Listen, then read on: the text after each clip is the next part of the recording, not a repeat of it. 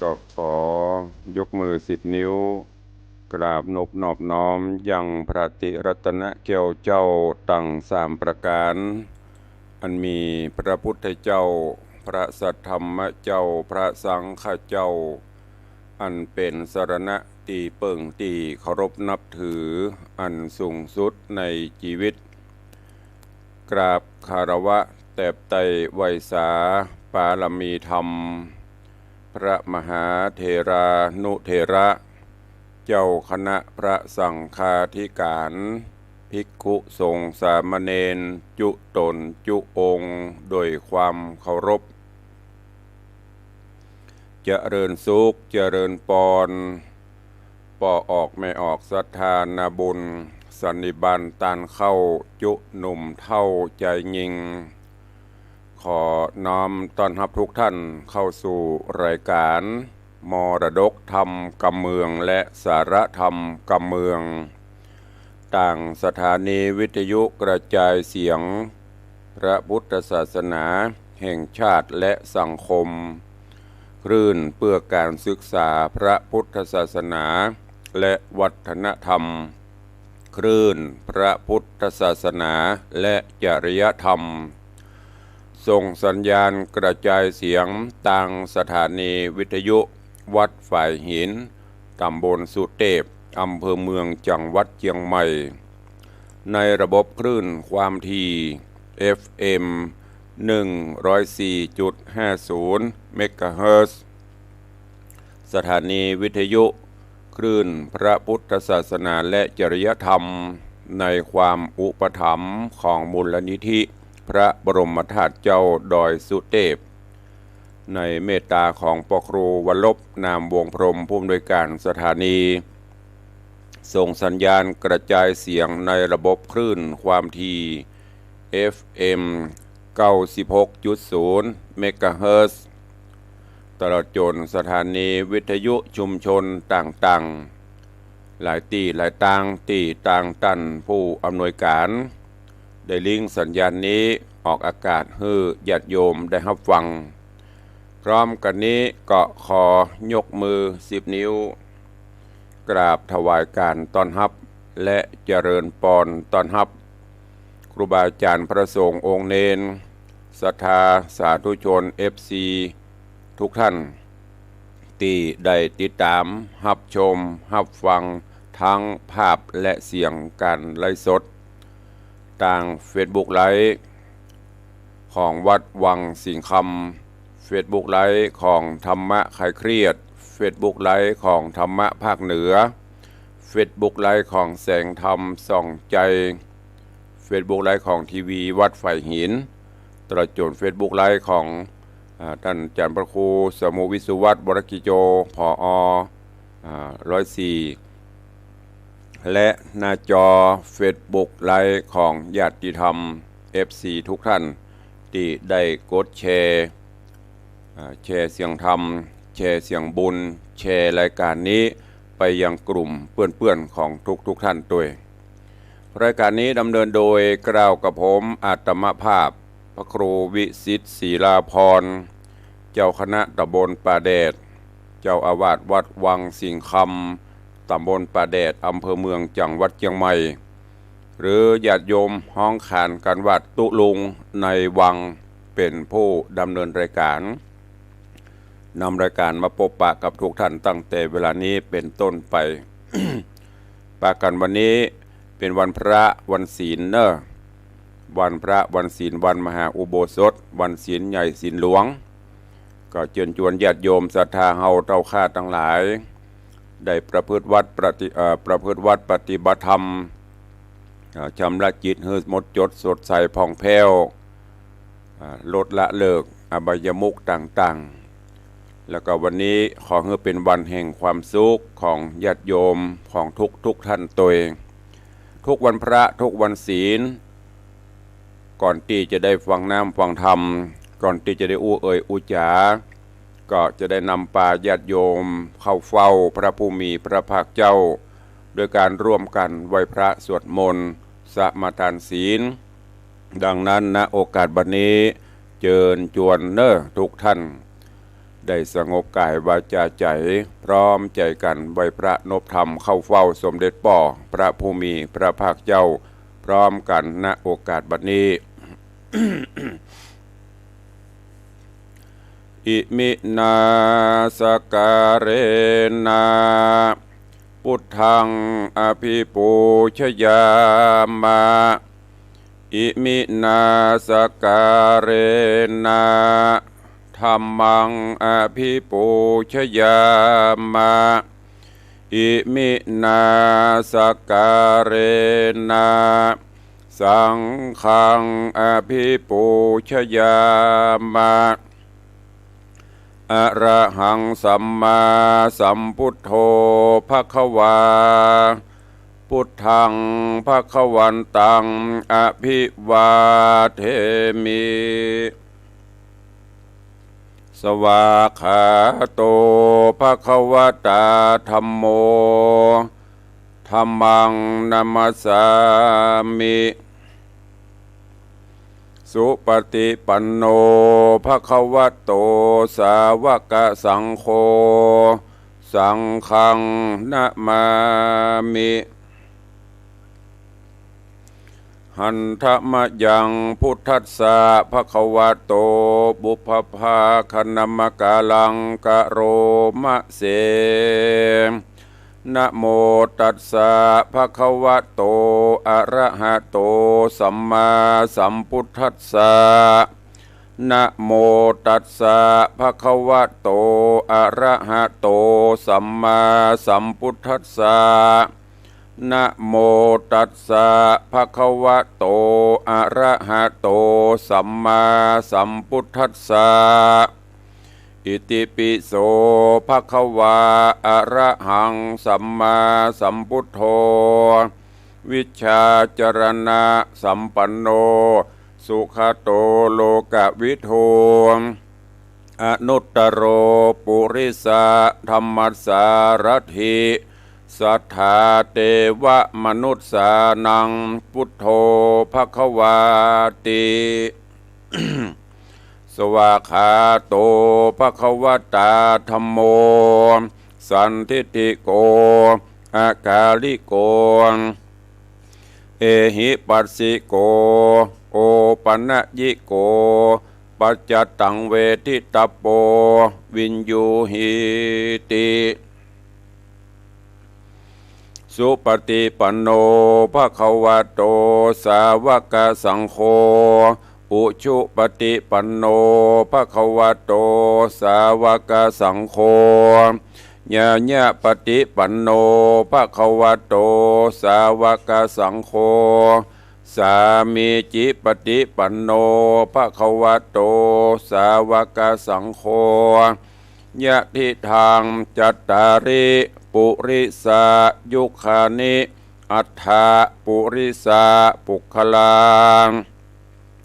เอสะภะคะวะโตสาวกสังโฆอาหุนยโยปาหุนยโยทักขินยโยอัญจลีกาลนิโยอนุตตรังปุญญเขตังโลกัสสติ ได้นำปาญาติโยมเฮาเจ้าข้าทั้งหลายไว้ประนบธรรมแล้วตอนนี้ไปตั้งจิตตั้งใจสมาทานรับศีลเนอ นะโมตัสสะภะคะวะโตอะระหะโตสัมมาสัมพุทธัสสะนะโมตัสสะภะคะวะโตอะระหะโตสัมมาสัมพุทธัสสะนะโมตัสสะภะคะวะโตอะระหะโตสัมมาสัมพุทธัสสะพุทธังสรณังคัจฉามิธัมมังสรณังคัจฉามิสังฆังสรณังคัจฉามิตุติยัมปิพุทธังสรณังคัจฉามิ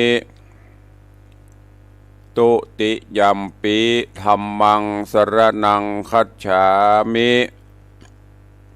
ต ตุติยัมปิสังฆังสรณังคัจฉามิ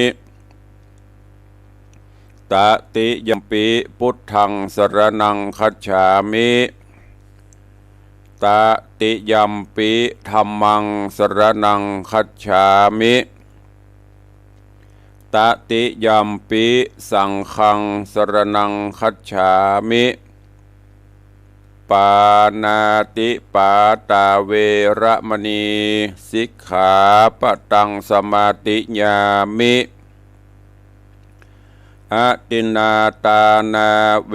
ระมณีสิกขาปะตังสมาติญามิกาเมสุมิจฉาจาราเวระมณีสิกขาปะตังสมาติญามิมุสาวาตาเวระมณีสิกขาปะตังสมาติญามิสุราเมระยะมัจจปมาทฐานาเวระมณีสิกขาปะตังสมาติญามิอิมานิปัญจสิกขาปตานิสีเลนะสุขติงยันติสีเลนะโภคสัมปตาสีเลนะนิพุติงยันติตัสสมาสีลังวิโสตะเย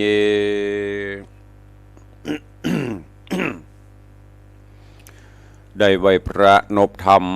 ได้น้อมนำศีลธรรมกรรมฐานเอามาประพฤติปฏิบัติในโอกาสวันพระวันศีลวันนี้แล้วขอคือกุณพระรัตนตรัยเกี่ยวเจ้าตั้งสามปกห่มปกป้องคุ้มครองปกปักรักษา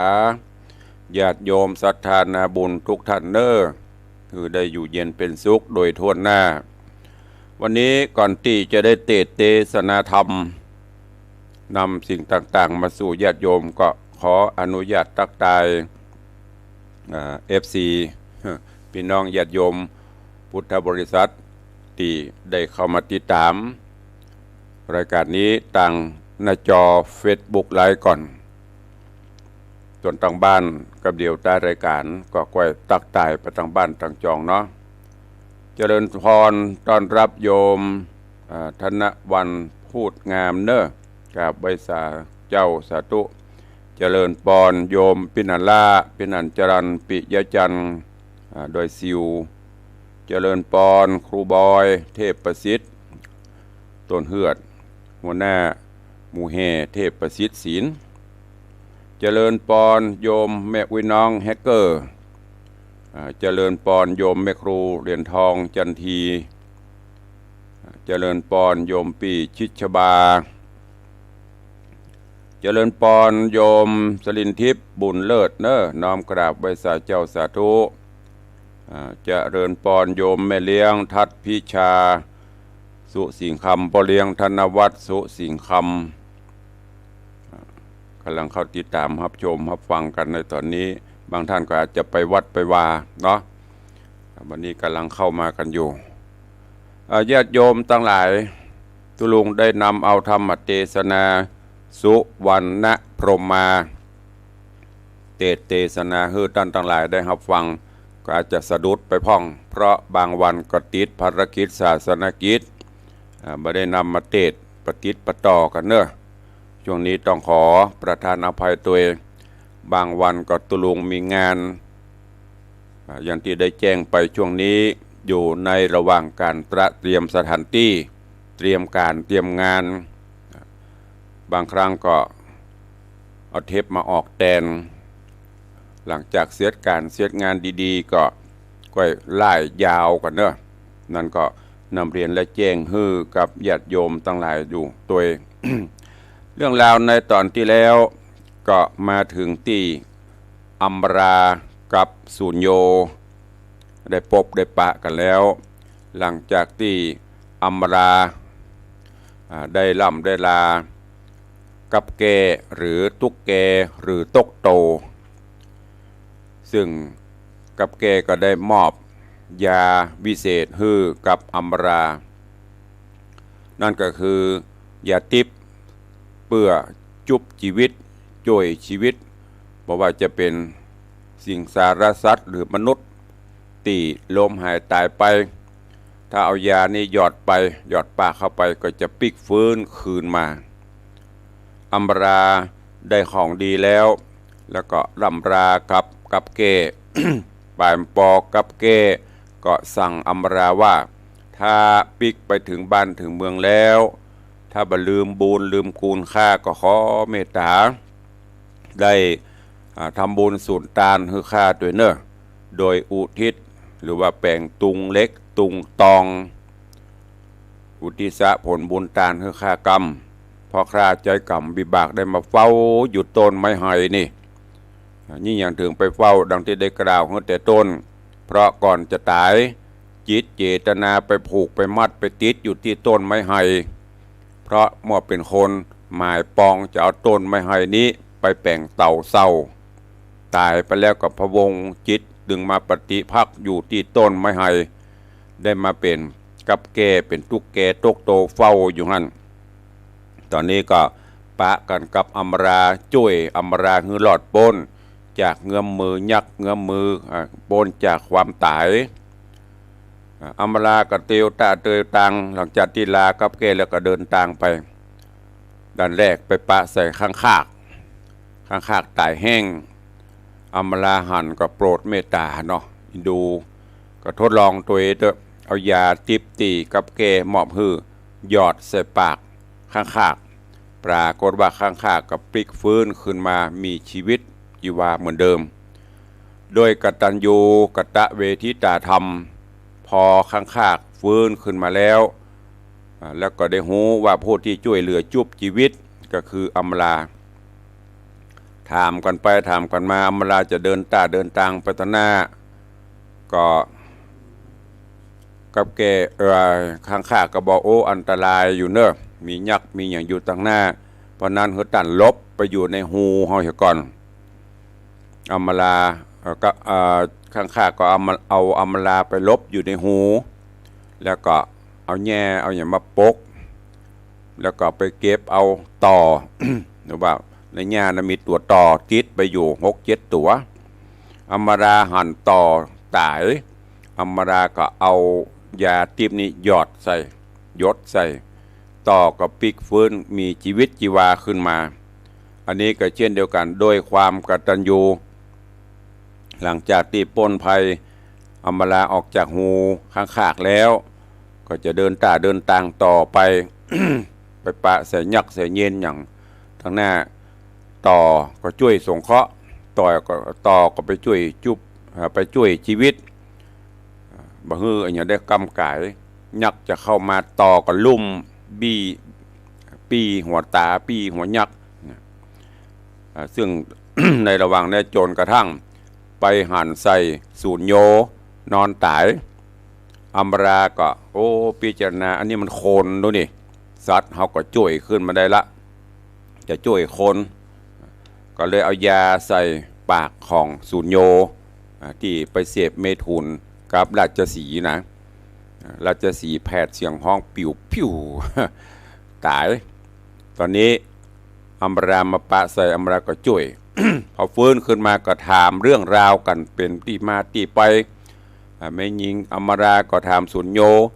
ยก็ถามอัมราไปจะได้มาจะได้จนหูเรื่องราวกันแล้วก็เลยตกลงว่าอันทำออกไปเมืองมนุษย์อยู่ด้วยกันนี้ดีกว่าไม่ใช่บอกไปเมืองมนุษย์บอกออกไปแล้วต่างนอกเด้อพอไปต่างนอกมีการอันตรายอยู่ในป่าในอย่างนี้ก่อนเนาะถามกันไปถามกันมาชื่อนามบอกกันไปกันมาละเรื่องราวมาถึงที่นี้เวลาหมดลงวันนี้ก็ฟังกันต่อเนอะในเรื่องของสุวรรณพรหมาเนี่ยปนบอกว่าโปรดสัตว์เป็นกุลโปรดคนเป็นโทษโพดสัตว์ก็คือสุมาเตอจะเปรียบเขาเลี้ยงหมานี่หมามันยังหูบุญหูกุลไม่เอาเข้าให้มันกินเตื้องนะมันจำนะหันเข้ามาในกระดิกแห่งเด็กนะสัตว์ใดๆก็จางที่เขามีกุลต่อมันแม้แต่นกแต่หนูลองสังเกตพอมันได้กินกับมันจะกุลกับเมืองเขาว่ามันกุลครั้งแรกเนี่ยมันจะแห่ หมายให้ก่อนบ่ให้เข้าเมินไปมันฮู้ว่าเปิ้นมีปิดมันมีไปโลเปิ้นช่วยมันก็จะเข้าหาสามารถจับได้อุ้มได้นะอันนี้คือน้ำใจเมตตาอารีลองโพดคนนี่โพดคนนี่เป็นโตดเฮาโพดไปเบื้องหลังมาปิกมาคบปิกมากัดทำร้ายอย่างต่างๆอย่างที่เป็นข่าวเป็นคราวเดี๋ยวนี้อย่างที่เขาจังโจมนะมายืมสตางค์เนี่ยแป่งหน้าน้อยตาน้อยแป่งน้ำตาปีน้ำตาปังพอได้ไปรับเป็นยักษ์เป็นเย็นล่ะไปทวงไปถามก็เป็นเรื่องเป็นราวแล้วนี่เป็นต้น ขอสุมาเนอะอันเนี้ยพยายามทำมีเมตตาไปเถอะโพดไปทำดีไปมันต้องไปหวังอย่างนั้นเนาะอย่างเฮาเนี้ยอย่างไปทำไปเอาเป็นบุญเป็นกุศลก็เอาละมันจะเป็นกุลเป็นอย่างนั้นก็แล้วแต่ผลพลอยได้ช่วยเหลือกันไปสงเคราะห์กันไปเท่าที่เฮาทำได้ถ้าไปหวังมันจะมาตอบมาแทนยิ่งสมัยปัจจุบันนี้ซ้ำยิ่งแม้แต่ลูกเต้าเราหลานยังมีความกตัญญูกตเวทิตาต่อพ่อต่อแม่เลี้ยงลูกเลี้ยงเต้าไปเดียวกันเหมือนกันพอออกไม่ออกศรัทธาเฮาเลี้ยงได้กระตัวใจเลี้ยงเขาไปได้เพราะฉะนั้นจะหาความกตัญญูกตเวทิตาทำไปหน้าไปตานี่ก็ยากนักแก่เชิญญาติโยมทั้งหลายติดตามฟังสุวรรณพรหมมาในผูกที่4ตอนปลายแล้วก็มีเวลาก็จะขึ้นผูก5ณโอกาสบัดนี้ นะโมตัสสะภะคะวะโตอะระหะโตสัมมา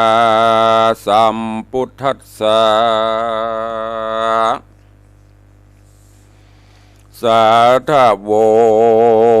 ฟังลาโสตุจันนาสาปุริสาตั้งหลายตั้งยิงแหลงใจม้วนโมติได้ปากันอยู่ทำท่าดาฟังยังรัสธรรมเทศนาสุวรรณพรหมมาลำดับมาแถมแล้วเนอเจ้าขอเชิญมวลหมู่ศรัทธาตั้งหลายหนุ่มเท่าจุงตั้งจิตใจเราทำท่าดาฟังต่อไปนานี้แหละนาเมื่อนานนางอัมบาราหน่อยนาดมีโอกาสปันหมายตั้งแต่เก้าสุดไปหลายแหล่บอกเวนเวบทได้แล้วจะใครกล่าวจี้ว่าเฮา2 คนนี้มีกรรมบอกวันนำปิกปอกไม่แน่ออกเมืองเฮาขี่เครื่องหลายหลากตุกลำบากเครื่องขี่อดอยู่ดงรีป่ากว้างจุ้ยกันสร้างเสปะการเตี้ยงสุขบานเมื่อซอยว่าเจ้ายอดซอยบุญนา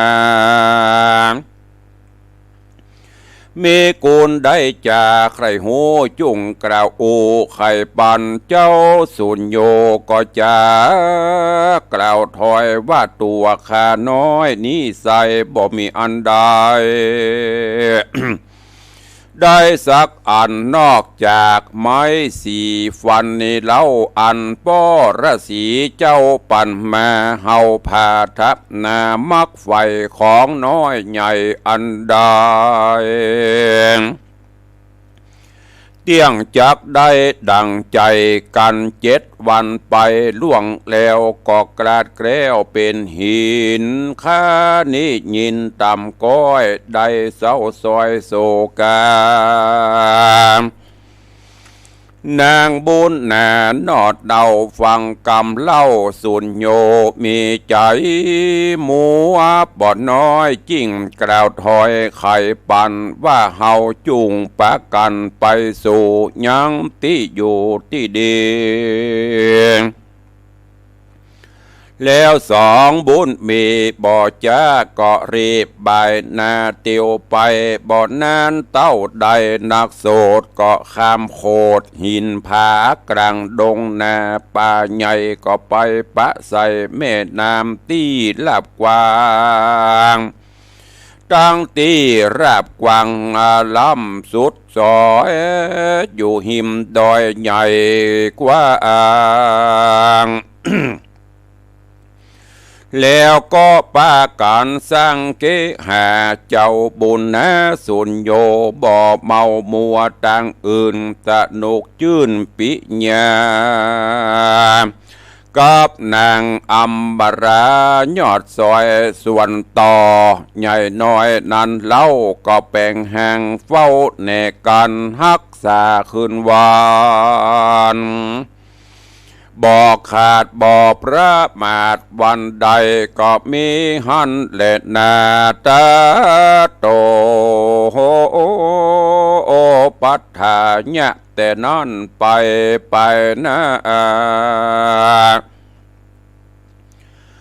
นางนอดลาอัมมาราก็ถ้าลงขับพาต้องใหญ่10 เดือนไข้เป็นตรานางบุญนานอดเนาก็พาสูตรลูกเตาเป็นใจรูปขิงผายงามแง่ส่องป้อแม่เจยโจมปันกินนมและป้อนเขาอาบน้ำเหล้าคัดเสียวันเดือนปีปั้นจอดต่อเตารอด3 วาษาหูเจียมจะโอกาสหูย้ายบาดเตียวไปจากไปไหนนั่นใส่ก็มีต่อตัวน้อยใหญ่มวลหมู่ไปเป็นกู้อยู่ฮักษาดังนี้มาจะใจเหตุนั้นใส่พ่อแม่จริงใส่ชื่อเพปันมาแก่คำใจลูกเต่าว่าเจ้านอนเนาติตาว่าเจ้านอนเนาคิตาเสละโยธาเจ้าปิตานั่นใส่ก็หากเอาไม้สีฟันมายื่นปั่นลูกน้อยแล้วกล่าวถอยไข่จามว่าดูราปูตาเฮยลูกเต่าป้อเนตเล่าจักปั่นไม้สีฟันวิเศษแม่นลูกน้อยเนตอยากไข่ได้ของน้อยใหญ่อันใดจุงนำไปอย่าจ้า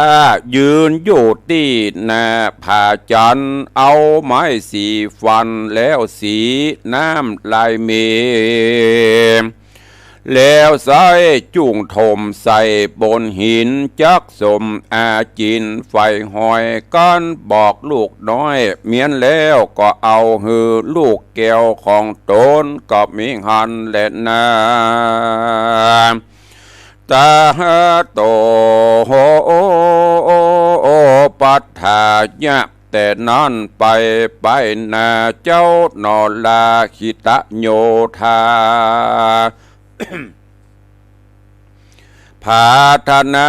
ไฟกว้างใครใดยังจ้างเอามาขี่ขนิ่งทีไข่ปา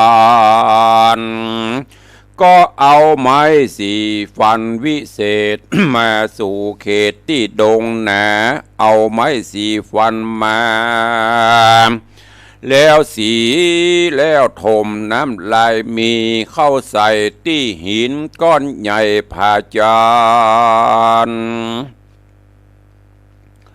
อาสาจันกายเกิดเป็นจ้างเผือกเลิศแงงอนตัวข่าวปอนสะอาดเจ้าหน่อยนาดเดียววา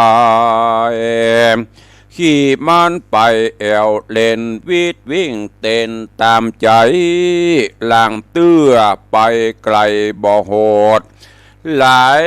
รอยโยดปั่นไม้หลังเตื้อมีเด็กใจมวลหมู่มีเฮือนอยู่ดงนาไป ปากันมาบอกขาดสายขอเป็นสหายเปื้อนเล่นวิทวิ่งเต้นยินดีเจ้าบุญมีคิตะโยธาการมีของใดนาน้อยมากก็นำมาฝากสหายกันคนยิงใจหนุ่มเท่าใจบาปเศร้าริษยาจากเงียหายนาแล้วอ่อสายต่อ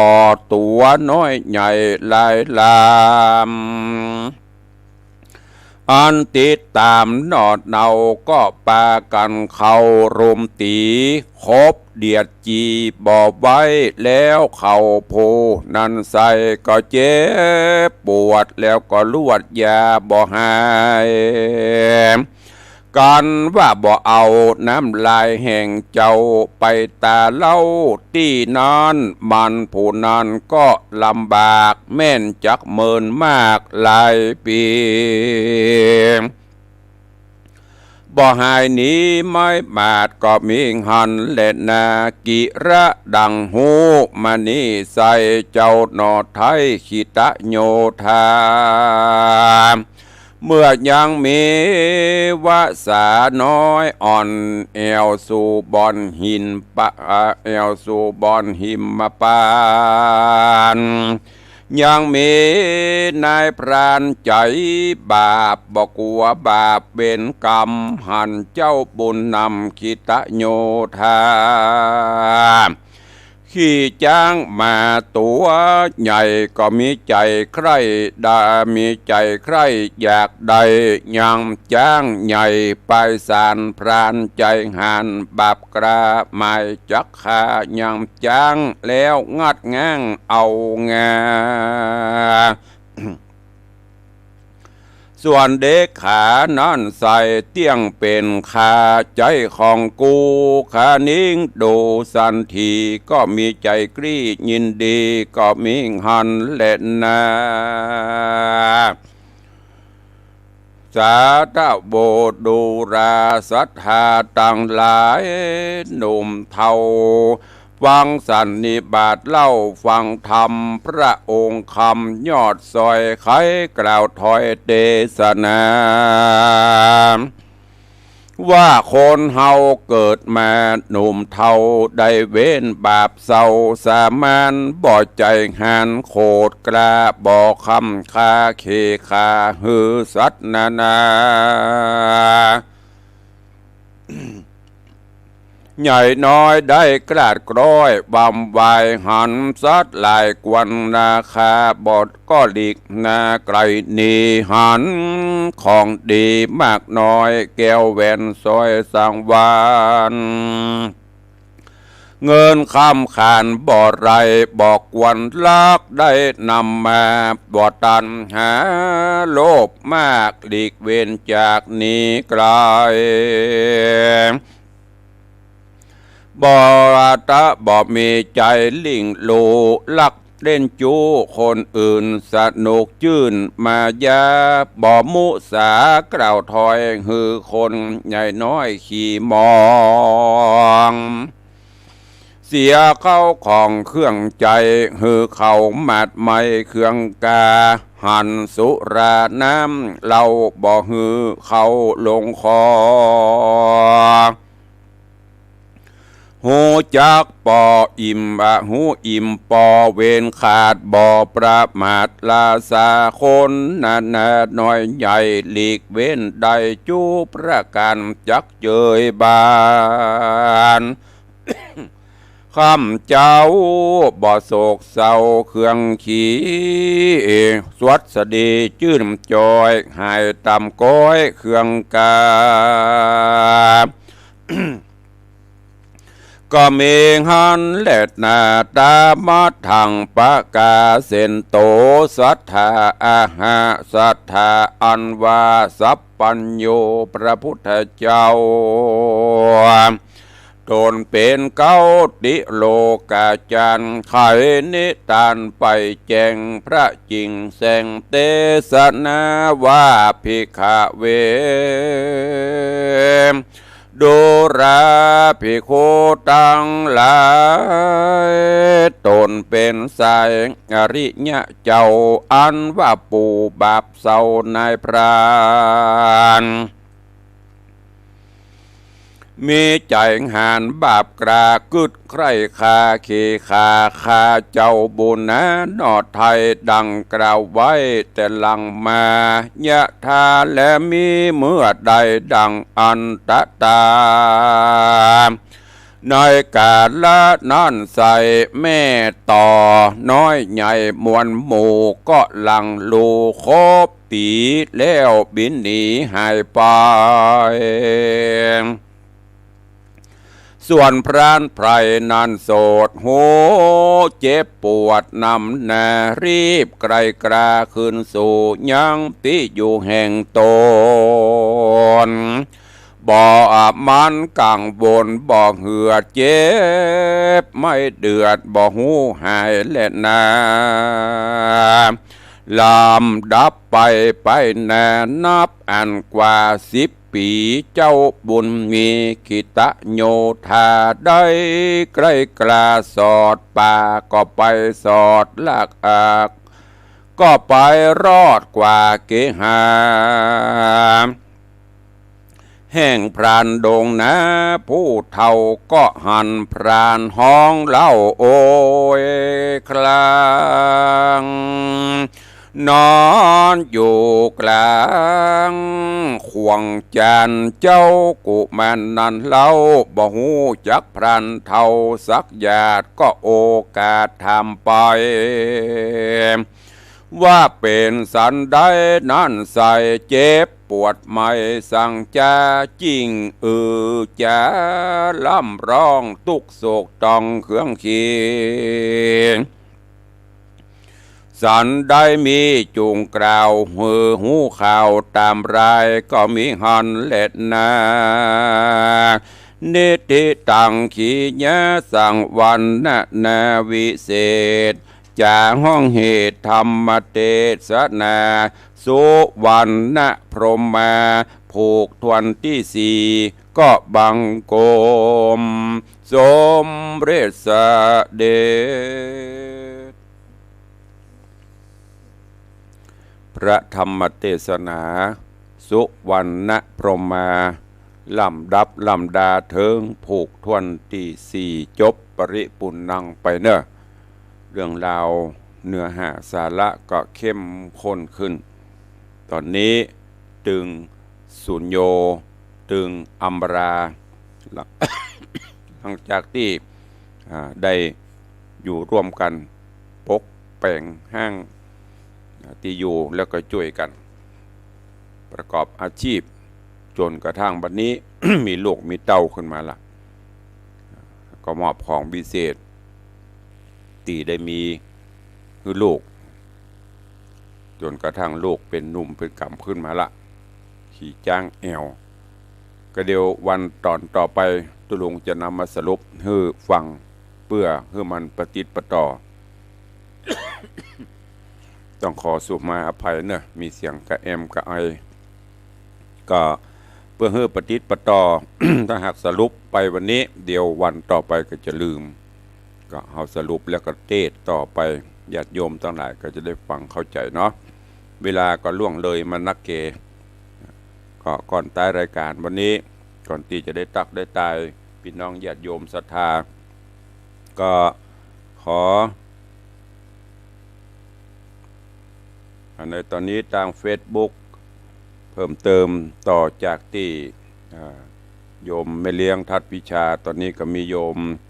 สมศรีพรหมเมืองเข้ามารับชมรับฟังคุณโยมสุพรรณีตลอดจนเจริญปอนเนอะโยมแม่จันดีวิสุทธินันเจริญปอนท่านพิทจารย์ชนพัฒน์เนอะช่วงนี้รู้สึกว่าอย่างก็ดวงชะตา นี่ไอดีดวงชะตาเกณฑ์โชคเปิ้นกำลังเดินดีเนาะหันเปิ้นโพดลงตลอดนะมีดีๆเด็ดๆก็ส่งมาให้ตรงเพราะเนอะ เจริญปอน โยมสุมาลีพูดงามเจริญปอนแม่วิไลนวลศรีกำลังรับชมกันอยู่เนาะขอบคุณทุกท่านเนอะที่กำลังติดตามรับฟังรับชมกันต่างหน้าจอ Facebook ไลฟ์ก่อนที่จะได้ตักได้ตั้งบ้านตุลุงก็ขอย้ำแจ้งข่าวสารงานบุญให้ญาติโยมต่างหลายเนอะเนื่องจากในช่วงนี้ก็ใกล้เวลาเข้ามาถึงวันใกล้อย่างตุลุงก็ใกล้ทางงานปีนี้ Happy Birthday Happy Birthday ตุลุงวันที่21สิงหาคมหรือว่า21สิงหาคมอันเป็นวันรวมญาติดังที่ตุลุงได้บอกไปทุกวันที่21ของปี21สิงหาคมทุกปี10 กว่าปีละที่เรามาพบมาปะกันณห่วงแก้วอารามวัดวังสิงคำหลายบ้านหลายจองมาพบกัน ปีที่แล้วนี่เสยิดครบรอบ60 ปีญาติโยมตะหลายก็มากันหลวงหลายบอกว่าเชียงใหม่ละปุนเชียงไฮ้ลำปางมากันร่วมกันในปีนี้ก็เป็นบุญเป็นกุศลทั้งของตุเจ้าและของปอออกไม่ออกสถานบุญทุกท่านทุกคนตัวเองบุญอย่างตุลุงปีนี้ต่างพระมหาเถระเจ้าคณะผู้ปกครองก็ได้เมตตาได้หันว่าตุลุงจะได้พอมีความรู้ความสามารถหน่อยแต่ก็มอกหางอึ่งนะเนอะมันเจนักเพิ่นก็หันว่าพอจะขึ้นมาช่วยงานคณะสงฆ์ระดับสูงขึ้นแถมหน่อยต่างครูบาอาจารย์พระมหาเถระเจ้าคณะผู้ปกครองกับพิจารณาเลื่อนตำแหน่งคือขึ้นไปดำรงตำแหน่งรองเจ้าคณะอำเภอเมืองเชียงใหม่ไปช่วยงานคณะสงฆ์ระดับสูงขึ้นแถมน้อยก็เป็นนบุญแล้วเป็นของขวัญวันเกิดตุลุงก็ว่าได้เป็นของขวัญมอบให้ญาติโยมศรัทธาตัวก็ว่าได้เนอะดังนั้นปีนี้ก็เลยเอารวมกันเนื่องจากว่าได้รับเมตตาจากพระเดชพระคุณหลวงพ่อท่านเจ้าคุณพระพรหมเสนาบดีเจ้าคณะผู้ปกครองระดับภาคหลวงพ่อเจ้าคณะภาค7กรรมการมหาเถระสมาคมเจ้าอาวาสวัดประทุมคงคากรุงเทพพระเดชพระคุณหลวงพ่อจะได้ขึ้นมาเมตตาเป็นประธานมอบใบตราตั้งรองเจ้าคณะอำเภอเมืองเชียงใหม่เพื่อให้มีผลเต็ม100%ในการดำเนินงานคณะสงฆ์ในวันพฤหัสบดีที่22เนอะตุลุงเกิดวันพุธที่21สิงหาคมปีนี้ก็เป๊ะวันพุธที่21สิงหาพอดีแต่ว่ายกไปเป็นวันที่22เป็นวันที่เพิ่นจะมามอบใบก็เป็นนบุญของพี่น้องปอออกไม่ออกศรัทธาเฮาที่ได้ร่วมกันเพราะว่าผู้น้อยดึงผู้ใหญ่ดันคนเสมอกันช่วยกันตุ้มพี่น้องญาติโยมศรัทธาโดยเฉพาะคณะศรัทธาวัดวังสิงคำจุหลังคาหอคาเฮือนตัวช่วยกันอุปถัมภ์อุปถากเข้าแดงแก่งฮ้อนโยมป่อโยมแม่FCแฟนรายการก็ช่วยกันผลักดันสนับสนุนจตุปัจจัยต่างๆอย่างที่ผ่านมาได้รับเมตตายิ่งจากทุกท่านเป็นอย่างดีแล้วก็ อุปถัมภ์บำรุงสงเคราะห์อย่างโยมปเลี้ยงธนวัฒน์โยมแม่เลี้ยงทัดพิชาสุสิงคำก็อุปถัมภ์ในด้านจตุปัจจัยอย่างที่ผ่านมาก็ขอบคุณอนุโมทนาบุญด้วยเนอะดังนั้นในวันที่22ที่จะถึงนี้บติดกิจภารกิจการใดเจริญปอนเนอะมาร่วมเป็นเกียรติตัวร่วมถวายมุทิตาสักการะตัวแล้วก็ร่วมแสดงความยินดีมาพบมาปะมากินข้าวน้ำมาจำข้าวตอนตัวกันเนอะที่วัดวังสิงคำเชิญชวนทุกท่านตัวปีนี้ตุลุงมีบัตรมีการ์ดอย่างเนอะประกาศไปตามนี้ก็ภัยว่างก็มาร่วมกัน ก็ได้หลังจากที่ตุลุงได้ประกาศไป เมตตาญาติโยมศรัทธาก็ร่วมสงเคราะห์เป็นเจ้าภาพสังฆทานก็ดีโต๊ะรับอาหารเพลทุเจ้าก็ดีได้บอกไปโดยเฉพาะสังฆทานก็ได้ตั้งไว้ชุดละ2,000 บาทอาหารเพลถวายพระสงฆ์องค์เนนแขกผู้ใหญ่ก็โต๊ะละ2,000 บาทซึ่งก็มีญาติโยมเมตตากับตุลุงกับตุเจ้าก็ได้แจ้งความจำนงมาเพิ่มเติมจากวันก่อนเนอะขอบคุณกับโยมนัทพจน์จากนรินทร์พี่นัทพจน์นี่ก็มาตลอดติดตามตุลุงตลอดทุกงานไม่เคยพลาดเป็นเจ้าภาพร่วมสังฆทานพ่องหอมพ่องตลอดเนอะทุกงานวันนั้นมาสู่มาเนอะพี่บ่ได้ปะตุลุงสกรรมตุลุงไปงานก็ฝากซองปัจจัยไว้ได้รับไว้เรียบร้อยขอบคุณกับโยมพี่นัทพจน์จากนรินทร์บ้านสระปีมาร่วมปูจาคุณงามความดีเป็นเจ้าภาพสังฆทาน1 ชุด 2,000 บาทสาธุอนุโมทนาบุญตัวเอง ขอบคุณคุณครูชัยวัฒน์ครูน้อยจารุสวัสดิ์สระปีวันนั้นไปปะกันปุ่นวัดจังกำประสางไปเยี่ยมเยือนอาจารย์มหาประสิทธิ์ญาติโยมก็ถามว่าเพิ่นเป็นจะได้พ่องตุลุงดีขึ้น 90% ละได้ละมีเสียงออกมาละเนอะท่านอาจารย์มหาประสิทธิ์วัดจังกำญาติโยมก็ติดตามตุลุงไปวัดพระบาทตากผ้าก็เลยแวะไปเยี่ยมเปิ้นเอากระเช้าเครื่องแบรนด์ไปมุทิตาปัจจัยไปถวายตามกำลังสักเล็กน้อยเป็นกายุกกายาเพื่อนเนอะลวดแจ้งเฮ้อ อาการโดยรวมตอนนี้90%เลยเด้อก็แจ้งเฮ้อท่านทั้งหลายตัวคุณครูชัยวัฒน์ครูน้อยจารุสวัสดิ์ปะกันครับเปิ้นร่วมทำบุญมา150 บาทแล้วก็มีคุณโยมสุวรรณดาจอมรัตน์หรือจอมมีนามสกุลมันอ่านประชันเนื้อบ้านห้อมต่อลีร่วมทำบุญมา100 บาทขอบคุณกับโยมแม่เพ็ญศรีสิงหเนตร คุณโยมสมศักดิ์โยมนิตยาวงศ์เหมรัตน์อันนี้ก็เช่นเดียวกันร่วมโมทนาบุญติดตามมาโดยตลอดมามุทิตาสักการะจำนวนปัจจัย 1,200 บาทขอบคุณโยมแม่บัวจันทร์ขวัญศรีวงศ์เนอะบ้านสร้างแม่ริมนี่แม่กาพริกลาบเปิ้นล้ำตุลุงในหัวลำเปิ้นมาถวายตลอดพอดีวันนั้นลูกบ่าวอัตวาลูกบ่าวมาโยมแม่บอกว่าเขามาเพศกรรมแม่ไม่ได้ฝากพริกลาบไปฮือ เลยบอกเอากระพริกมาบ่ได้ต้องเอา มาตัวแอมมาตัวเนอะก็พักผ่อนพอเนอะแม่เนอะลดลงพ่องนอนว่าตุลุงบอกเฮ้ยแม่พอเนอะโตนั่งปั่นนั่งนี่มันนักแล้วไปกำลังเฮามันบ่ค่อยนักแล้วนะแกตัวกระทำไปแต่ว่าลดจำนวนลงพังเนอะด้วยความเป็นห่วงจากตุลุงในวังเนอะโยมแม่เนอะแม่บัวจันทร์ขวัญศรีวงศ์จากบ้านสร้างแม่ริมพริกลาบเปิ้นลำเนอะใครสนใจติดต่อได้อันผ่านตุลุงก็ได้ตุลุงคิดเปอร์เซ็นต์50 บาท อันนี้เลนบ่ได้เด้อแล้วก็ขอบคุณกับโยมป่ออาทิตย์โยมแม่จันทิพย์พวงขันแก้วในศรัทธาวัดวังสิงห์คำก็ร่วมมุทิตา300 บาทขอบคุณโยมป่อแก้วแม่ปั่นแดงตาก็ศรัทธาวัดวังสิงห์คำเฮานี่ก็ตึงเป็นแบบสมุนปึงป่อตัวเป็นคนงานตัวเดี๋ยวก็เนี่ยการกันไปจาหยอกล้อกันไปดุเดือดกันพ่องโยมป่อแก้วแม่ปั่นแดงตาก็ร่วมมุทิตา 1,000 บาท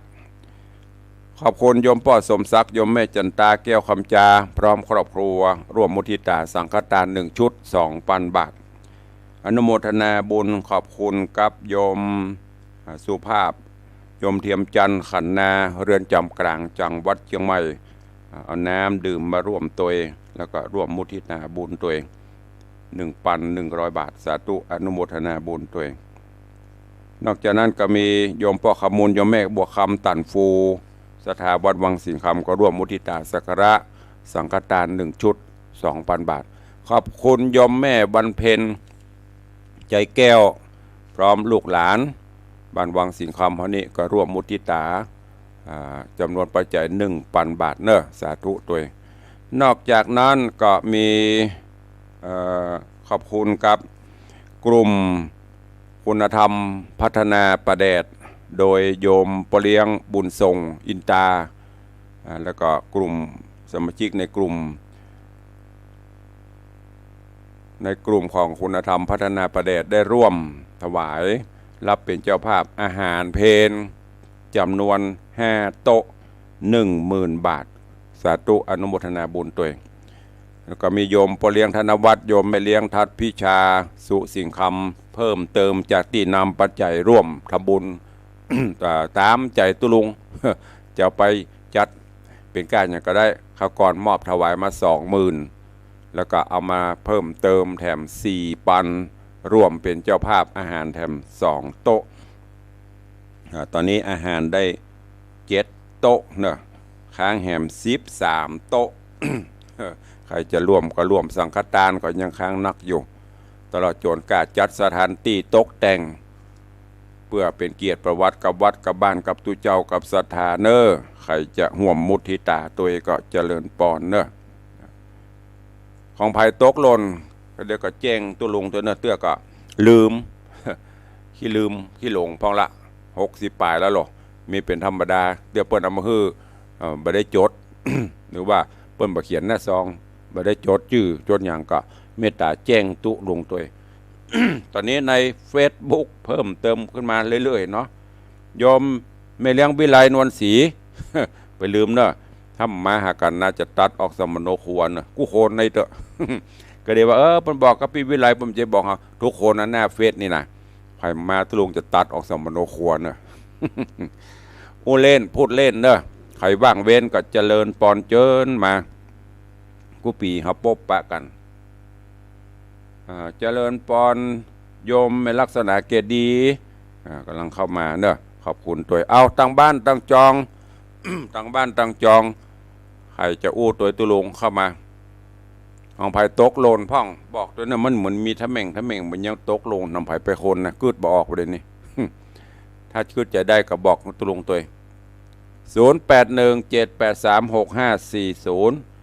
เหลือเวลาทำน้อยเดียวหมดเวลาก็ต้องขึ้นวิหารรับบิณฑบาตภาคบ่ายก็ลงอุโบสถประชุมสงฆ์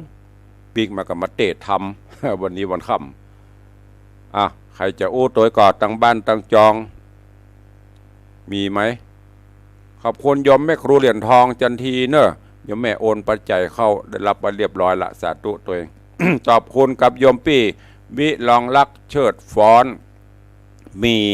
ล้านนาเพิ่นจะเอาโฮงตาลมาห่วมตัวสาธุตัวเนอะไผจะเอาโฮงตรงโฮงตาลอย่างมากก็เอามาได้เนอะมีนักก็กินนักมีน้อยก็กินน้อยถ้าโฮงตาลมีนักคนมีน้อยก็ใส่ถุงเฮ้อ เอาเจริญปอนมาแล้วครับเมืองแกนพัฒนาครับแกนครับสุขทอง อนุโมทนาสาธุปอเดอร์อย่างโลละบอกให้ได้ยินมาแล้วครับเมืองแกนก็ไปละมาเร็วเข้มเร็ว สายต่อไปจันคำไปไหนฮะเมืองแกนมาแล้วเนอะค้างจันคำมันต้องมี2 คนที่FC ตุลุงตั้งบ้านนะมีก่อไม่มีละมั้งติดอันดับท็อป 10เนอะ FC ตั้งบ้านมีสายเดียวปลุกอูตัดเจ้าเตะตัดเจ้ามีคนบางอย่าง1 คน แต่เปิ้นฟังหลายแต่เปิ้นมันโทก็ไม่เป็นไรหยอกล้อกันเนาะไผจะอู้ตัวแหมพ่องมีก็ทดเวลาบาดเจ็บ1 นาทีถ้ามีก็จะได้ล่ำได้ลากันเนอะย้ำแหมกำเนอะใครจะเมตตาร่วมเป็นเจ้าภาพสังฆทานเจ้าภาพอาหารเพลน้ำดื่มมูนี่เนื่องในโอกาสงานแรกก็คือครบรอบ61 ปีอายุวัฒนมงคลของตุลุงในวังคำรบที่2ก็คือร่วมมุทิตาในการรับใบตราตั้งดำรงตำแหน่งรองเจ้าคณะอำเภอเมืองเชียงใหม่วันที่22เนอะเจริญปอนมาชอบมาตายเพิ่นตลอดเนาะคุณนายเนาะ ฮะ จอดรถนี่มีเปลือกแต่รถจะหลายบ่หลายมั้งนะแม่ลายกับลายจะได้ไม่ฮู้ มันจะกูปีมันมีบัตรมีการ์ดปีนี้มันบอกต่างอากาศคาดว่าคงจำปอแล้วแต่นาบุญเนาะแล้วแต่เปิ้นแม่พูดกับไอ้สมบูรณ์ว่าไป7 โมงลูกเปิดมีร้านมีที่จอดรถไปจเอออดเนี่ยให้เขาไม่เสลียอืมมันจะมีแน่บัตรบนขัวในในในโรงเรียนก็ให้ลำบากหน่อยเพราะมันเป็นวันธรรมดาจอดไปได้แม่ไม่มีปัญหาเดี๋ยวเจ้าหน้าที่เขาจัดการแต่ที่จอดที่อันที่เขาซื้อนะค่ะมาแปลงเตื้อเดี๋ยวก่อนเดี๋ยวก็อู้หลังไม้เวลาหมดละเนอะสาธุเจริญพรสาธุอนุโมทนาขอบคุณกับทุกท่านเนอะวันนี้เวลาหมดเวลาลงแล้วล่วงเลยมา1 นาทีขอบคุณผู้อำนวยการสถานีโดยเนอะตีเมตตาเจ้าหน้าที่โดยท่านอาจารย์พระมหาประสิทธิ์โดยผู้เตือนนี่หมดเวลาป๊บไปจะเป๊ะนะนี่เผื่อเวลาหน่อยล้ำกันไปหน่อยก็เป็นอย่างเนาะขอความสุขสวัสดีจงบังเกิดมีกับปอออกไม่ออกศรัทธาญาติโยมตลอดจนครูบาอาจารย์ท่านเจ้าจุตนจุองเนออยู่เย็นเป็นสุขหมดทุกข์หมดโศกหมดโรคหมดภัยหิหาอันใดกับปันมั่งปันมาเดินทางไปไหนก็แกล้วกราดปลอดภัยเจริญไปโดยจตุรพิธพรชัยอันมีอายุวันนะสุขะพละทุกทิบาลาตี